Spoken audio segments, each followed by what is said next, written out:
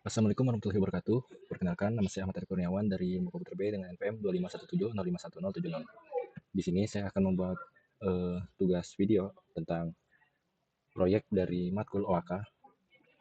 Di sini ada 3 bagian video. Yang pertama itu menjelaskan tentang beberapa pengertian dari materi yang sudah ditentukan.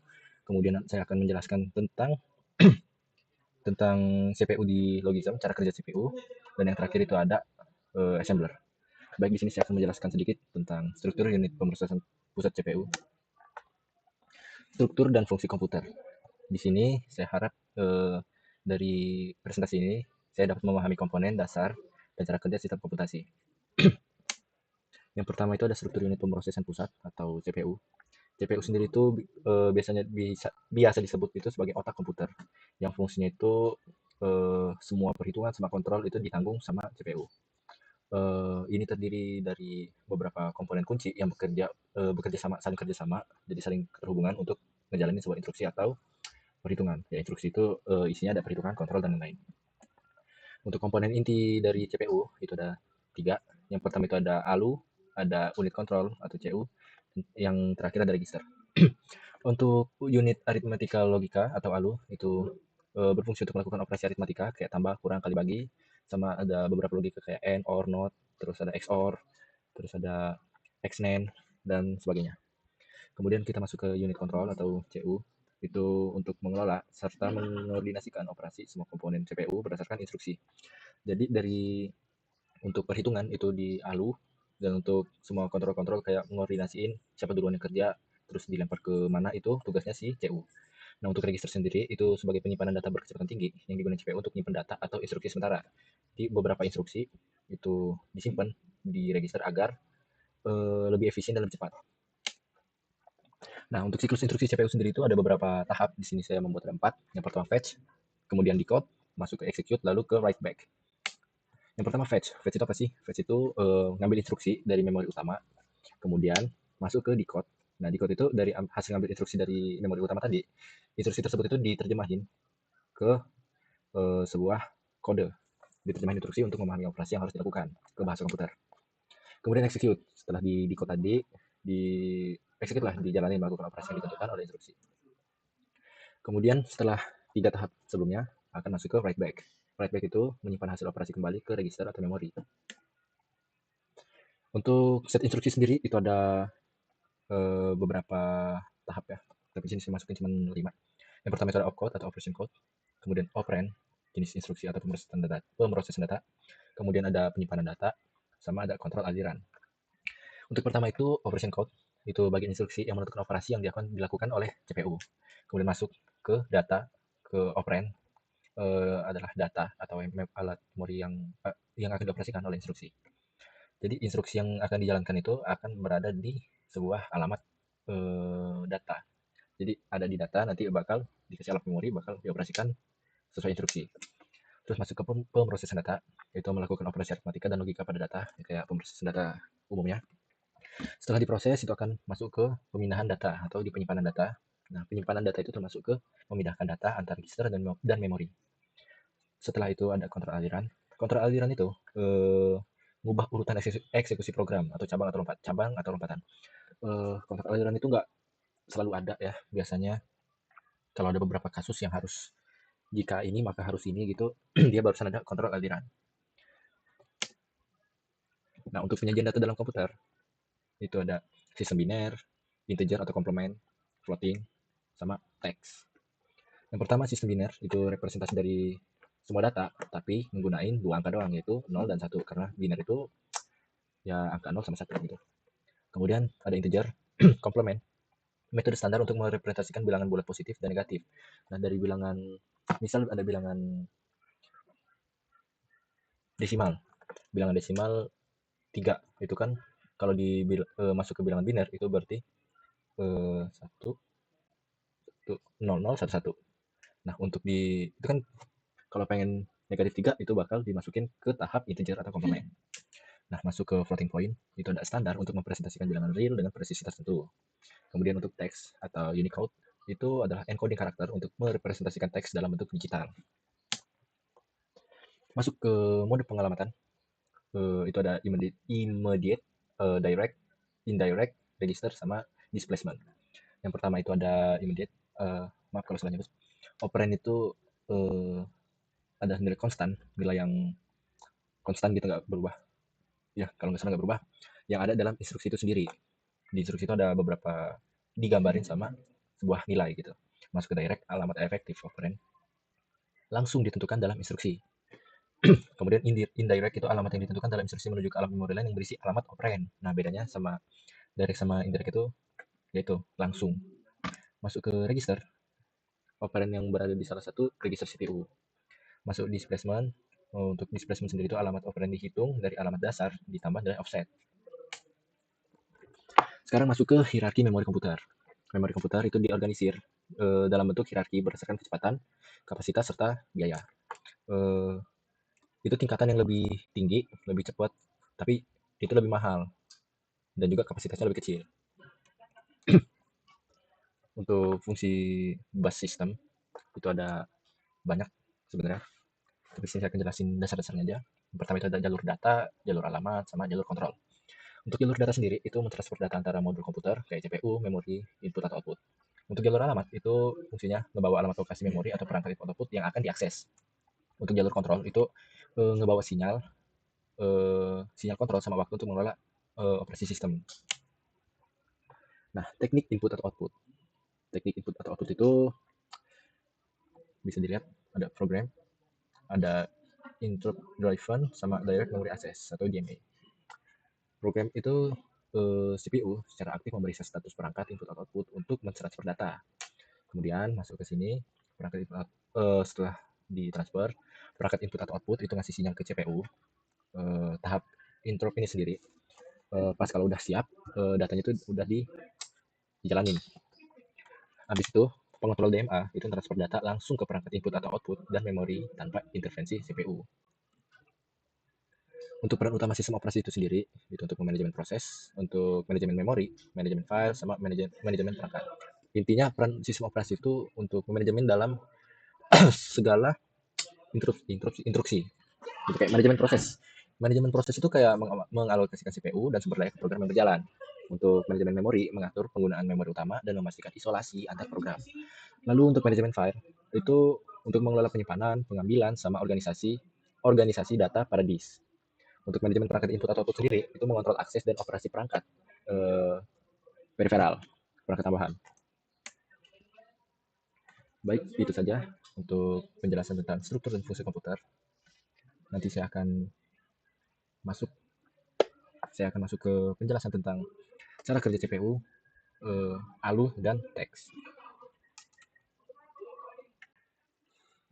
Baik, di sini saya akan memperagakan tentang cara kerja CPU. Pertama-tama kita akan mengubah tick frekuensinya menjadi 4 supaya lebih cepat aja. Kemudian kita enable. Ini udah gerak. Kita mulai. Maka akan keluar logisam 8 bit atau CPU. Di sini kita disuruh milih mau opsi yang mana. Ada listnya di sini 1 sampai 6. Ada ALU, SRC, CPU, TXT, BMP, sama SEQ. Kita inputnya di keyboard. Di keyboard kita ketik di sini dari tugas dari OAK itu sendiri, saya disuruh jelasin 1 sama 4. Nah, di sini saya akan menjelaskan yang nomor 1 dulu. ALU tester. Yang diimplementasi di operasi ini ada 6. Ada AND, OR, XOR, NOR, AND, sama SUB. Yang dimana N itu gerbang N yang ya kalau ada input A-nya 1, input B-nya 0, maka outputnya akan 0. Untuk OR itu kalau input A-nya 1, A-nya 1, B-nya 0, itu outputnya 1. Untuk XOR itu kebalikan dari OR itu sendiri. Untuk AND OR itu kalau kedua outputnya sama maka hasilnya bakal 1 kalau nggak salah. Add itu pertambahan ya kayak 01 tambah 01 jadi hasilnya 10. Sub itu pengurangan kayak 10 dikurang 10 itu berarti 01. Nah, di sini disuruh input untuk A-nya itu misal kita mau 13. Kemudian untuk B-nya itu saya mau 11. Sini akan keluar hasilnya. Dia bakal diterjemahin ke bilangan biner dulu. 13 itu berarti terdiri dari yang 1 sama 3. 1 itu berarti 0001. Kenapa? Karena ini merepresentasikan 2 pangkat n. Nah, dari sini 2 pangkat 0, 2 pangkat 1, 2 pangkat 2, 2 pangkat 3. Nah, ini kan 1. 1 dikali 2 pangkat 0, itu kan hasilnya 1. Karena 2 pangkat 0 itu 1, 1 kali 1, ya 1. Nah, 0 dikali 2 pangkat 1, ya jawabannya udah 0, karena dikali 0. Ditambah 1, hasil ini, sama hasil semua ini, ditambah nanti hasilnya bakal berjumlah 1. Sama yang 3 juga, itu hasilnya segini, 0, 0, 1, 1. Karena 1 dikali 2 pangkat 0 ditambah 1 dikali 2 pangkat 1. Berarti 1 ditambah 2, berarti 3. Jadi 3, 1, 3. Untuk ini sama persis kayak yang A tadi. Nah, kita bahas ke N. N berarti 0, 0, 0, 1 dikali, bagian ini ya, akan ada kiri sama kanan. Nah, berarti yang kiri dikali yang kiri, kanan dikali yang kanan. Nah, kayak 1 kali 1, 1 kali 0, 0, 0, 0. Hasilnya ya 1. Yang ini juga dikali. Hasilnya 1, 1, 11. Ini hasilnya itu dalam bentuk bilangan heksadesimal ya. Untuk N. Untuk semua maksudnya, untuk semua. Hasilnya itu bilangan heksadesimal. Bukan bilangan desimal. Desimal kan 0 sampai 9, sedangkan heksadesimal itu dari 0 sampai F, kalau nggak salah F. Ada 15. C, D, E, F. Ya, sampai F. Masuk ke OR mungkin. OR itu ada ya, pertambahan hitungannya. Simpelnya itu kayak ditambah. Gitu. Hasilnya 1, 3. Nah, untuk XOR, itu yang saya bilang tadi, dia lebih kayak, kalau OR tadi pertambahan, berarti ini pengurangan. 13 kurang 11 ya 2. Hasilnya 0 ya 0. 2. Itu berarti ini. 1 kali 2 pangkat 1. Yang lain gak usah dihitung karena 0. Apapun yang dikali 0 ya hasilnya 0. Gitu. Untuk NOR sendiri, ini saya juga EC. E itu kan presentasi dari heksadesimal ya, huruf. Berarti E itu berarti 0, 1, 2, 3, 4, 5, 6, 7, 8, 9. A, B, C, D, E. Ya, E itu hasilnya 15. 14. Sedangkan C itu, oh enggak, E itu 13, C itu 2. C itu 12. Berarti jawabannya EC, 13, 12. Untuk add, itu hasilnya ya 24, pertambahan. Ya, 13 tambah 11 itu 24. Simple. Ya, tambah 1, 2. Terus 3 tambah 1, 4. 24. Untuk sub, ya pengurangan. Sama kayak XOR tadi. 13 kurang 11, ya kayak 1 kurang 1 ya habis. Untuk 11 kurang 0011 dikurang 0001, ya hasilnya 0010. Yang dimana hasilnya kalau di waktu desimal itu menjadi 02. Mungkin itu untuk penjelasan cara kerja ALU. Ini saya akan bakal masuk ke bagian TXT atau text editor. Kita input dulu 4. Nah, sini ada 3 pilihan. Exit, open file, sama add new file. Karena kita belum bikin file baru, jadi nggak mungkin kita open file. Nggak ada file yang bakal bisa kita buka. Jadi kita akan input ke 2. Add new file. Nah, kita kasih karakteristik nama. Ya, di sini saya pakai angka 1 aja. Nama saya Ahmad. Nah, mungkin biar lebih jelas. Spasi itu juga dihitung sebagai karakter. Set. Ketik. Ahmad. Nah, ini kalau bisa dihapus. Arif spasi Kurniawan. First in first out. Ya, jadi tadi ada beberapa yang hapus. Hapus. Nah, tuh. Jadi di sini berfungsi juga untuk tombol hapusnya. Selesai. Gitu. 1, 2, 3, balik 0. Exit. Oke. Untuk cara kerjanya, dari yang saya pahami, di sini ada sistem clock, sistem reset sama start. Sistem clock itu apa sih? Sistem clock itu biar CPU-nya itu jalan per tik. Misalnya kalau dimatiin, CPU-nya nggak bakal jalan. Nah, tombol reset, itu kalau di reset ya bakal ngulang. Kayak gini. Tuh, ngambil informasi dari disk, dari ROM. Tuh. Nah, udah dari disk, dia bakal ROM, tempat penyimpanan. Untuk kalau untuk ROM itu tempat penyimpanan sementara, biar lebih cepat ke efisiensi CPU-nya. Tombol start stop ini ya untuk mulai. Nah, di sini ada sistem keyboard. Keyboard tadi udah saya jelasin. Sistem keyboard itu pakai sistem key atau first in first out. Jadi karakter yang kita masukin dari paling awal dia akan keluar yang paling awal juga. Sebenarnya cara kerja sistem keyboard itu kita masukin huruf A itu nggak serta-merta dijalanin CPU ini langsung huruf A gitu. Dia bakal dikonversi ke bilangan desimal atau heksadesimal. Untuk A sendiri itu kan kalau di heksadesimal masuk ke ranah 10. Jadi dia bakal dikonvert ke bilangan biner. A itu dapat di berapa di heksadesimal. Bakal masuk ke, setahu saya masuk ke RAM dulu. Oh enggak, masuk ke ROM. Masuk ke ROM. Nanti dari ROM itu jalan ke RAM, baru masuk ke sini. Nah, pas masuk ke sini dia udah dikonversi lagi ke dari huruf ke biner, dikonversi lagi ke huruf yang kita input tadi gitu. Mungkin itu aja penjelasan tentang computer of Sepologism, cara kerja CPU. Kurang lebihnya saya mohon maaf. Dari sini saya akan lanjut ke assembler. Baik, di sini saya akan menjelaskan tentang kode assemblernya. Di sini saya membuat program sederhana. Jadi program ini berfungsi untuk menghitung total penjumlahan dari suatu angka sampai ke angka 1 menggunakan proses perulangan atau looping. Jadi misalnya user itu nginput angka 5. Nah, jadinya program itu bakal hitung mundur. 5 tambah 4 tambah 3 tambah 2 tambah 1.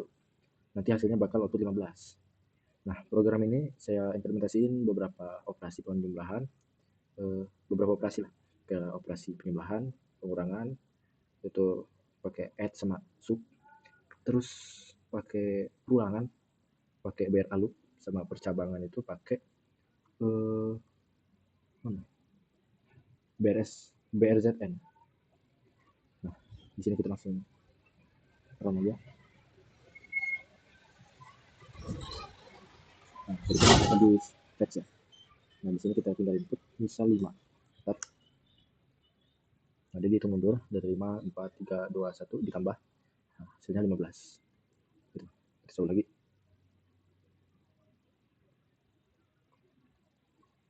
Pakai angka yang lebih besar. Mungkin 8. Bentar. Berarti dia bakal hitung 8 tambah 7 tambah 6 tambah 5 tambah 4 tambah 3 tambah 21. Maka hasilnya akan muncul 36.